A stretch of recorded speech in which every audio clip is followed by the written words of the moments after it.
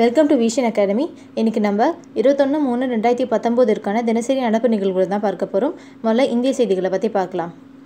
தேசிய மீத்திறன் கணினி திட்டத்தின் கீழ், அதாவது NSM நேஷனல் சூப்பர் கம்ப்யூட்டிங் மிஷனின் கீழ் இந்தியாவின் முதலாவது 1.3 பெட்டாஃப்ளாப் உயரிய செயல்திறன் கொண்ட கணினி வசதியை அமைப்பதற்காக ITI கராக்பூர் மேம்படுத்தப்பட்ட கணினி வளர்ச்சி மையத்துடன், அதாவது CDAC centre for development of advance கம்ப்யூட்டிங்குடன் சேர்ந்து புரிந்துணர்வு ஒப்பந்தத்தில் கையெழுத்திட்டுள்ளது. இதுலேருந்து கேள்வி எப்படி கேட்கலாம் அப்படி சொல்லிட்டு பார்த்தோன்னா, இந்தியாவின் முதலாவது 1.3 பெட்டாஃப்ளாப் உயரிய செயல்திறன் கொண்ட கணினி வசதியை அமைப்பதற்காக ITI கராக்பூர் எந்த அமைப்புடன் புரிந்துணர்வு ஒப்பந்தத்தில் கையெழுத்திட்டுள்ளது அப்படின்னு சொல்லிட்டு கேட்கலாம். இதற்கான பதில் CDAC என்பதுதான், அதாவது மேம்படுத்தப்பட்ட கணினி வளர்ச்சி மையம் centre for development of advanced computing என்பதுதான். அடுத்த செய்தியை பார்க்கலாம்.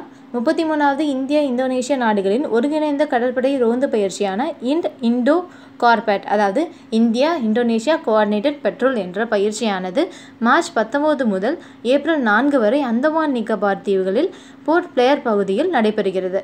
இதுலேருந்து கேள்வி எப்படி கேட்கலாம் அப்படி சொல்லிட்டு பார்த்தோன்னா, இண்டோ கார்பெட் கடற்பயிற்சியானது இங்கு நடைபெறுகிறது அப்படின்னு சொல்லிட்டு கேட்கலாம். இதற்கான பதில் அந்தமான் நிக்கோபாரில் நடைபெற்றது. அடுத்தது உலக செய்திகளை பற்றி பார்க்கலாம்.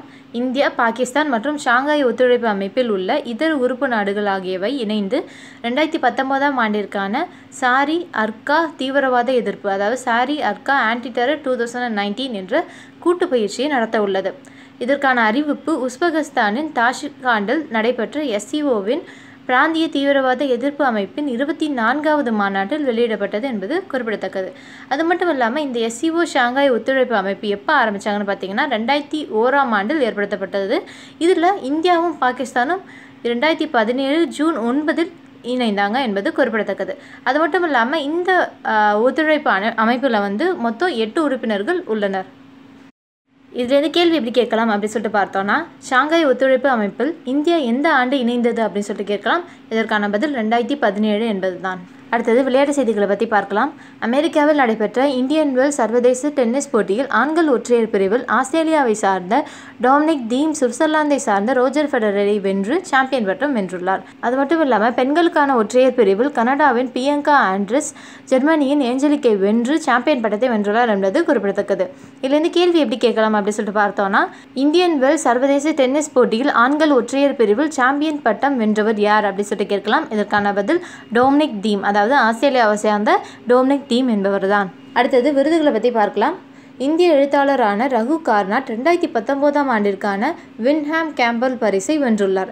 இந்த விருதானது அவருடைய முதல் புத்தகமான fathers field and Indian story of the Second World War என்ற புத்தகத்திற்கு வழங்கப்பட்டுள்ளது என்பது குறிப்பிடத்தக்கது.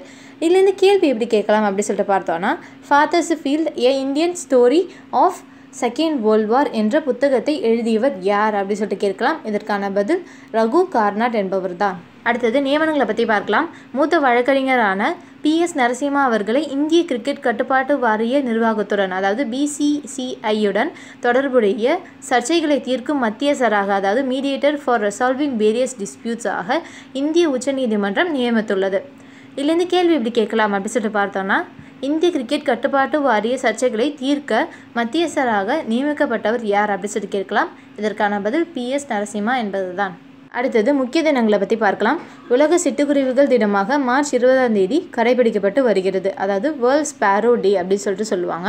சிட்டுக்குருவிகளை பற்றிய விழிப்புணர்வை பொதுமக்களிடையே ஏற்படுத்துவதற்காக ஆண்டுதோறும் மார்ச் 20ஆம் தேதி உலக சிட்டுக்குருவி தினமாக கடைபிடிக்கப்பட்டு வருகிறது. 2019 உலக சிட்டுக்குருவிகள் தினத்தின் மைய கருத்து, அதாவது தீம் என்னென்னு பார்த்தோன்னா, ஐ லவ் ஸ்பேரோ என்பது தான், அதாவது நான் விரும்பும் சிட்டுக்குருவி என்பதாகும். இதுலேருந்து கேள்வி எப்படி கேட்கலாம் அப்படி சொல்லிட்டு பார்த்தோன்னா, உலக சிட்டுக்குருவி தினம் எந்த நாளில் கடைபிடிக்கப்படுகிறது அப்படி சொல்லிட்டு கேட்கலாம். இதற்கான பதில் மார்ச் 20 என்பது தான். இந்த மார்ச் 20ஆம் தேதியிலேயே நம்ம இன்னொரு முக்கிய தினத்தையும் நம்ம அனுசரிக்கிறோம்.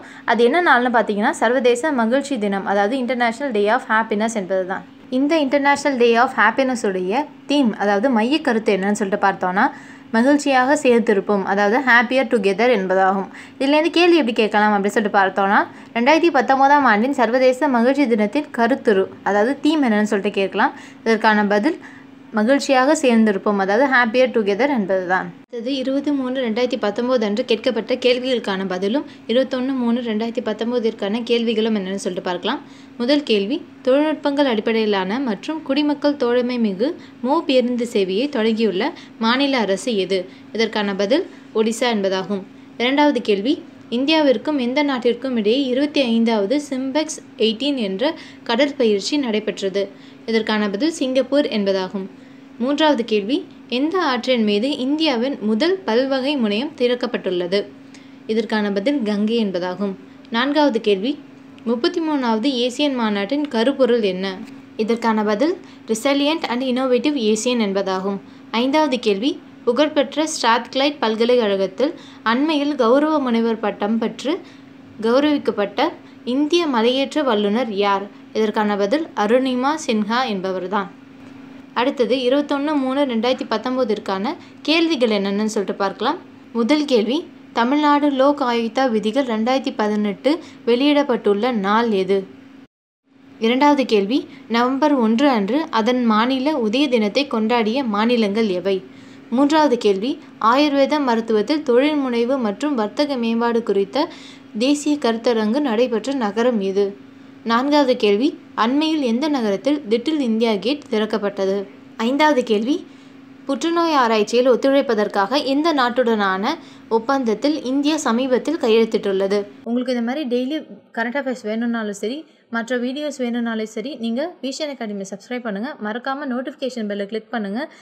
இந்த வீடியோ உங்களுக்கு யூஸ்ஃபுல்லாக இருந்துச்சுன்னா லைக் பண்ணுங்கள், ஷேர் பண்ணுங்கள், கமெண்ட்டில் லீவ் பண்ணுங்கள். தேங்க்யூ ஃபார் வாட்சிங் அண்ட் ஆல் தி பெஸ்ட்.